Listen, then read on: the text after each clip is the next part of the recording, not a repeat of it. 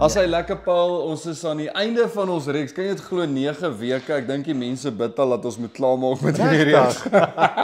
Ek het so baie geleer. Jy? Ja, ek self ook, Paul. Kom ons sê gou 'n bietjie net, wat is daar wat vir jou uitgestaan het in hierdie 9 weke journey wat ons oor die vrug van die Gees gepraat het?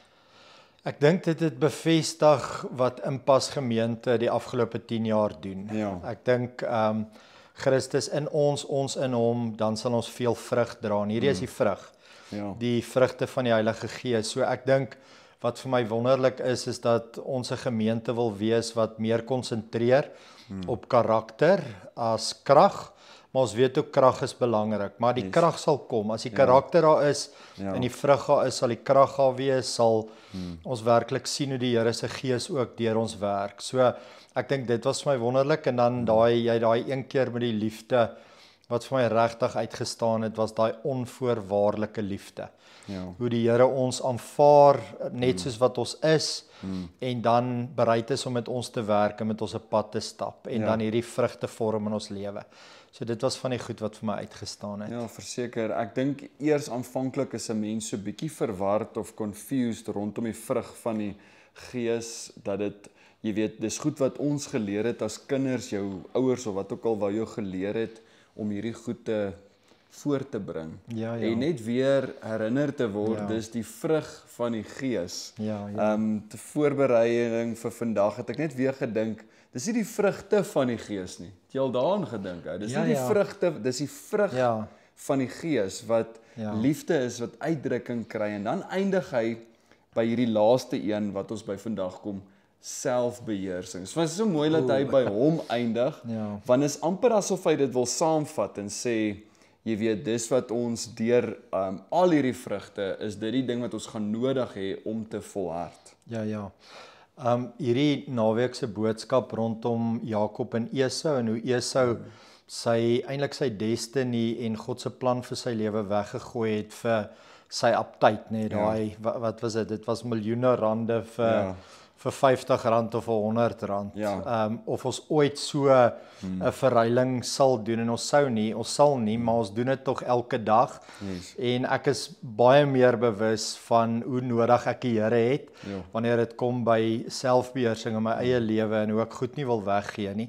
Maar toe ek bietjie verder gaan dink, Roan, net rondom wat bou daai selfbeheersing in ons lewe? Natuurlik die Gees van die Here.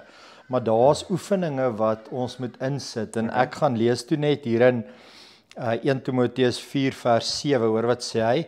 Moenie tyd verkwis met redenasies oor goddelose idees en ou vrou stories nie. Ek hou van daai. Ons het baie ou vrou stories, net die swart kat wat voor jou in hardloop, die sout wat jy oor jou skouer moet gooi en al daai goeters. Hy sê moet jou nie ophou met dit nie, maar dan sê hy bestee jou tyd en energie daaraan om jouself te oefen tot geestelike fiksheid. So daar's en dan die wonderlikste hierdie volgende een, liggaamlike oefening het wel waarde. Dis belangrik. Hy sê maar geestelike oefening is baie belangriker want dit hou die belofte in van beloning sowel as in hierdie lewe as in die volgende. So as ons hierdie geestelike spiere van ons begin oefen en ons stel werklik ons geloof in die Here, dan weet ons kan onder hom leef. Ons kan weet hy gaan die dinge vir ons uitwerk. En miskien kan jy so 'n bietjie net uitbrei as ek praat van geestelike oefeninge, wat hoor jy? Ek dadelik hoor ek dissipline, wat eintlik kom ook, jy sien hom soms binne in die woordjie disipel, dis bietjie 'n anderster tipe dissipline as wat 'n ou ken, maar as 'n disipel, dan dink jy dadelik, hoe bly 'n ou in die Here?